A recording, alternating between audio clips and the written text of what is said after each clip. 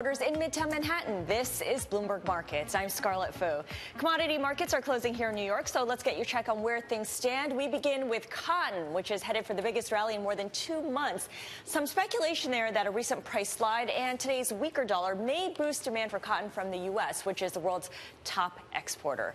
Nat gas futures are also soaring today. You can see they're up by better than 8.5%. Bloomberg is reporting that investments in new LNG export projects have now fallen to the lowest since 1999. That follows a supply glut that has been pushing prices lower in recent years. And a check on crude oil below $53 a barrel, $52.56 right now. And that's after a government report showed U.S. crude stockpiles increased for the first time in 5 weeks. Supply was up by 2.26 million barrels. That's according to the Energy Information Administration. Again, WTI off by 1.5%. And let's stick with oil here. Look at a chart on the Bloomberg. This is BTV5463. And what you see here is crude oil's relative performance to the Bloomberg Commodities Index. So if the line goes up, the bar goes up, that means that crude oil is outperforming relative to the Bloomberg Commodities Index. And you're seeing that that's the case for 2016. This actually marks the first time since 2013 that U.S. crude is set to perform the benchmark index, and it's doing so by the most since going all the way back to 2009, so a pretty notable outperformance. Oil prices have been helped this year by, of course, the recent deal among OPEC countries and other non-OPEC members to reduce their output. Oliver? Thank you, Scarlett. Oil futures hit their highest in 5 months as cuts from OPEC and non-OPEC members continue to be priced into the market. Though Ed Morse, Citigroup Global Head of Commodities Research, says that these cuts aren't exactly as they appear.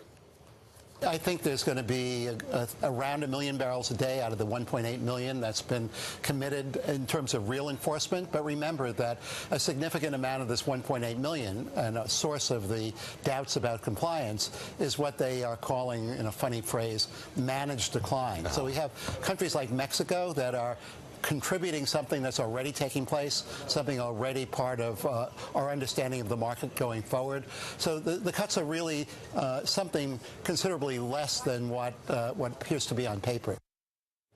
And on Bloomberg Daybreak America's Barclays head of commodities research, Michael Cohen, was asked what effect the adjustments to oil supply and inventories in 2017 will have on prices. We think prices are likely to average $57 next year for Brent. We think that prices are likely to be, on average, higher in the first half than in the second half. And I think that what we're going to see is in the first half of the year, you're going to see refinery runs increase. So demand for crude is going to increase. And at the same time, crude supply is actually going to remain pretty level. So you're going to have this big bump up in demand and basically level supply that's going to result in a decline in inventories. And arguably, there are going to be places around the world, whether it's in Asia, which we're already seeing, or in the U.S., where those inventory draws are going to be quite severe and are going to lead to regional pockets of tightness. The floor at the moment is this OPEC deal.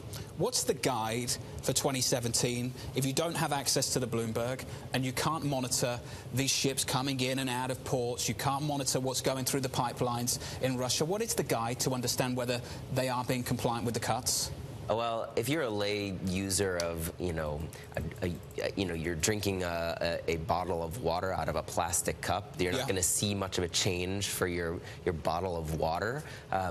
As a retail user of gasoline, if you go and fill up your tank at the pump, you're going to see a retail price bump, not only because of what's going on for gasoline, but also we're going to be facing a colder winter than normal compared to last year. So heating oil, fuel oil, all of that is also going to show up. All of the increase that we're talking about, or the tightness that we're talking about, is also going to show up in disposable income, where that disposable income ends up, because your prices are going to be higher. You mentioned retail prices. Saudi Arabia considering increasing retail gasoline and diesel prices in 2017 for a second year in a row. What's the signal that comes out of a move like that when you hear that news? So to me, it's also part of the broader story and the reason why the Saudis came back to the table, right? Because for 2 years, they've believed that U.S. supply and other price-sensitive supply was going to adjust much more quickly. And now, finally, after 2 years, they said, well, it didn't adjust as quickly as we thought. We've got a problem in Yemen. We've got problems all over the Middle East. We've got a Vision 2030 that we want to implement. We've got concerns about social unrest. And they already took measures last year to increase retail fuel, or to decrease fuel subsidies. So this is another step along the path of reducing the burden of the government to actually pay for this social contract that they have with the people.